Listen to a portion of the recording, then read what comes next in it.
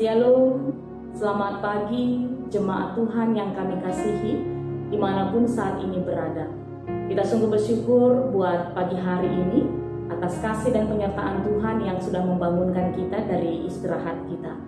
Dan sebelum kita memulai segala aktivitas kita pada hari ini, kita mau mendengar sapaan teduh kita lewat firman Tuhan pada hari ini.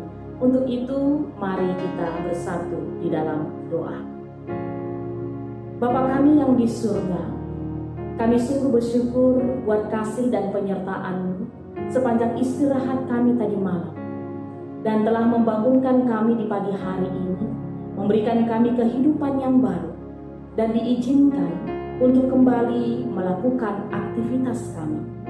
Tapi sebelum kami melakukan segala aktivitas kami pada hari ini Tuhan, kami mau dengar-dengaran akan firman-Mu, agar kiranya ini boleh menjadi kekuatan baru, penuntun dalam kehidupan kami.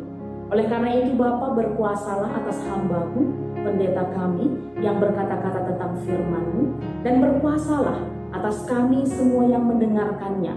Biarlah Roh Kudus Tuhan yang menuntun kami untuk bisa mengerti dan menerima firman-Mu ini. Berfirmanlah Tuhan, sebab kami sudah siap mendengarkannya, di dalam nama Yesus Kristus Tuhan Juru Selamat kami. Amin.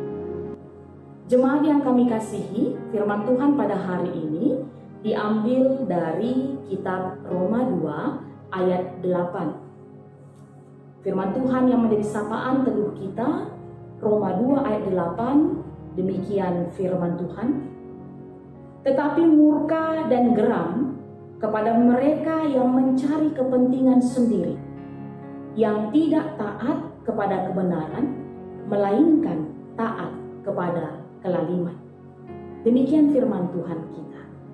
Jemaat Tuhan, ada sebuah cerita tentang pasangan muda yang baru menikah.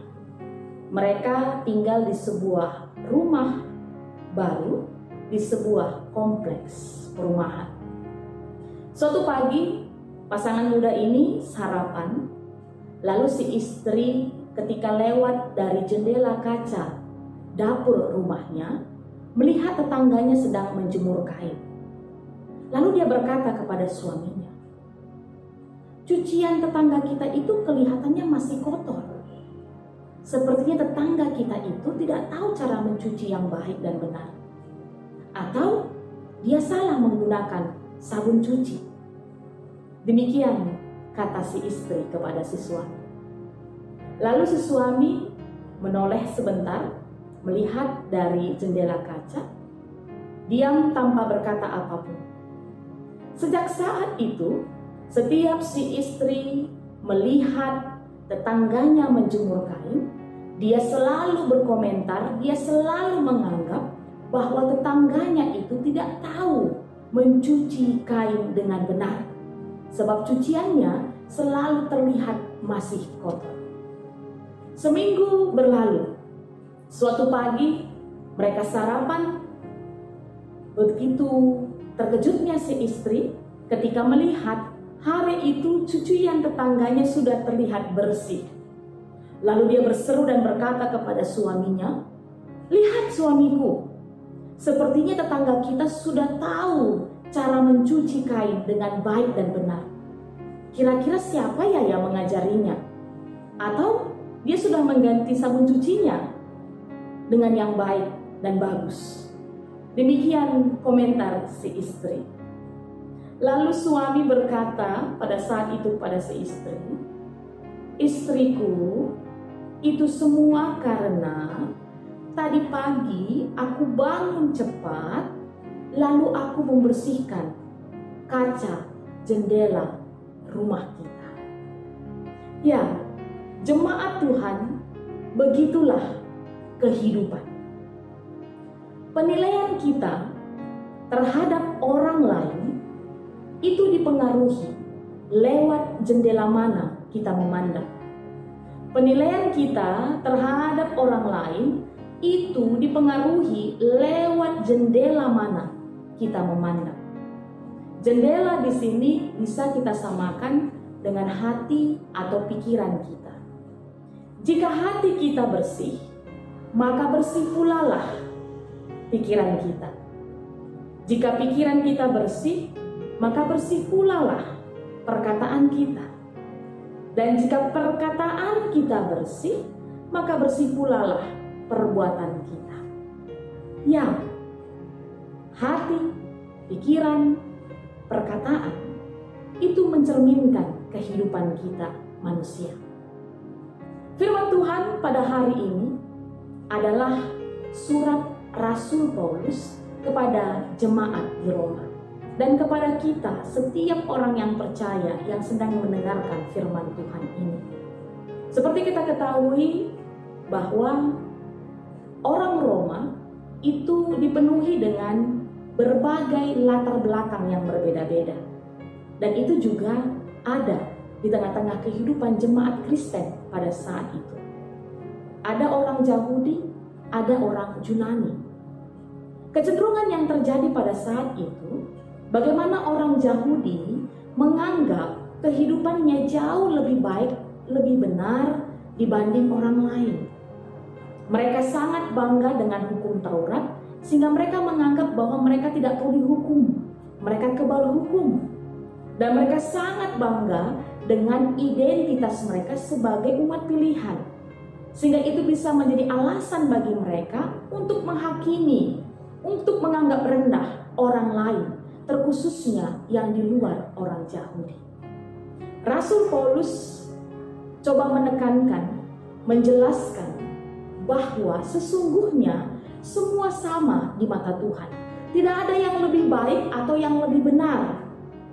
Kalaupun orang Yahudi memiliki kelebihan, kekhasan sebagai umat pilihan Tuhan, bukan berarti itu menjadi alasan mereka menganggap rendah dan bisa menghakimi sembarangan orang lain di luar mereka.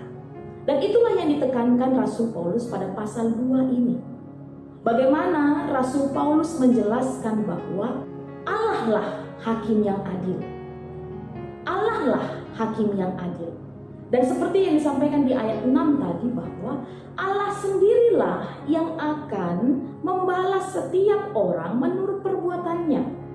Dilanjutkan di ayat 7, akan ada hidup kekal bagi setiap orang yang tekun berbuat baik, mencari kemuliaan, kehormatan, dan ketidakbinasaan. Tetapi murka dan geram kepada mereka yang mencari kepentingan sendiri, yang tidak taat kepada kebenaran, melainkan taat kepada kelaliman. Ayat 8 yang menjadi sapaan teduh kita pada hari ini. Ya, jemaat Tuhan, Allah mengenal kita sampai kedalaman hati kita. Dia tahu apa yang menjadi motivasi kita dalam kita menjalani setiap kehidupan kita, dalam kita melakukan segala sesuatu. Tidak ada yang tersembunyi di hadapan Tuhan. Dan ini juga disaksikan pemazmur dalam Mazmur 139. Tuhan tahu saat dia berdiri. Tuhan tahu saat dia melakukan apapun. Dari jauh Tuhan tahu bagaimana hatinya. Tidak ada yang tersembunyi bagi Tuhan kita. Oleh karena itu, jangan merasa kita yang paling benar atau yang paling baik dibanding orang lain.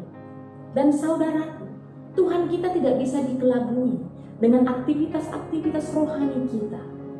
Tapi Tuhan melihat sampai kedalaman hati kita, ketulusan kita dalam kita melakukan pelayanan kita, dalam kita berbuat baik di tengah-tengah kehidupan kita. Merasa benar sendiri itu berbeda dengan dibenarkan Tuhan. Merasa benar sendiri itu berbeda dengan dibenarkan oleh Tuhan. Dan yang perlu saat ini kita kejar adalah bagaimana kita dibenarkan oleh Tuhan. Maka dari itu, sapaan teduh pada hari ini mau mengingatkan kita, jangan sekali-kali menganggap rendah orang lain dan menganggap diri kita lebih baik dari orang lain. Sebab itu bisa menutup mata kita, melihat kekurangan kita, melihat keterbatasan kita. Seperti ilustrasi yang kami sampaikan di awal tadi, si istri yang melihat cucian, jemuran kain tetangganya yang kotor.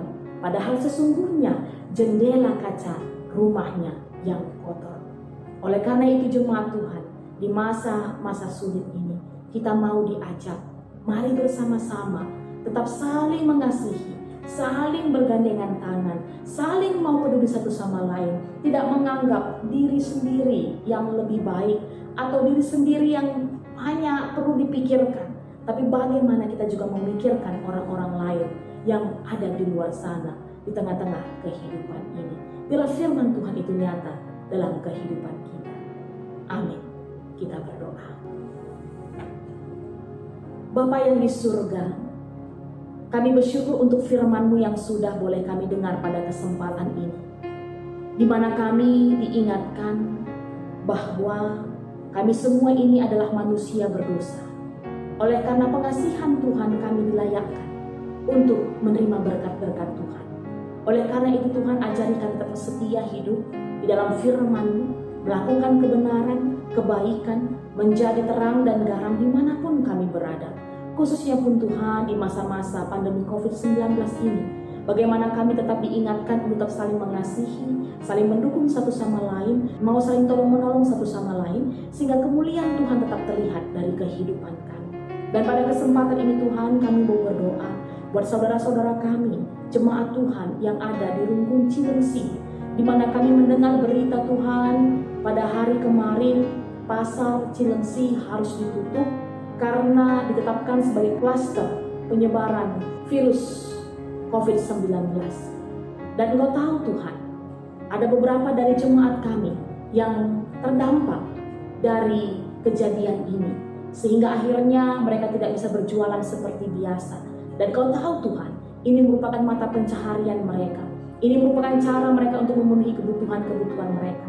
Oleh karena itu Tuhan, kasihanilah, bermurah hatilah Tuhan, agar kiranya di saat kondisi seperti ini, saudara-saudara kami tetap boleh kuat, boleh tetap tenang dan sabar, dan kami percaya Tuhan berkuasa, agar kiranya masalah ini segera boleh selesai, dan pada akhirnya nanti Tuhan, kembali pasar boleh dibuka, kembali saudara-saudara kami ini boleh berjualan seperti biasanya. Tuhan cukupkan segala kebutuhan-kebutuhannya di masa-masa seperti saat ini Tuhan. Dan terlebih dari itu, Tuhan tetap memberikan mereka kesehatan, sehingga mereka tetap dimampukan untuk menjalani kehidupan ini. Terima kasih Bapa. Kami tetap berdoa buat seluruh jemaat-Mu dimanapun saat ini berada. Tuhan yang berkuasa, yang memberikan kesehatan, ketenangan hati, semangat yang baru ketika kami akan menjalani kembali hari kami pada hari ini. Dan kami percaya Tuhan tetap bekerja atas pemimpin-pemimpin kami, presiden kami, dan seluruh pemimpin-pemimpin daerah kami, agar diberikan tetap hikmat kebijaksanaan untuk menjalankan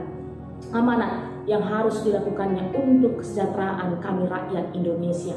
Berkati kami juga selaku rakyat Tuhan, agar tetap hidup disiplin, mau dengan taat dan setia menjalankan setiap himbauan-himbauan yang ada, sehingga harapan kami boleh segera terlepas dari pandemi COVID-19 ini. Terima kasih Bapa, kami serahkan semua kehidupan kami ke dalam tangan-Mu. Ampuni kami akan salah dosa kami, dan seluruh doa kami ini kami serahkan di dalam nama-Mu, Yesus Kristus Tuhan kami yang hidup. Amin. Selamat pagi, selamat beraktivitas bagi kita semuanya. Salam sehat, Tuhan Yesus memberkati.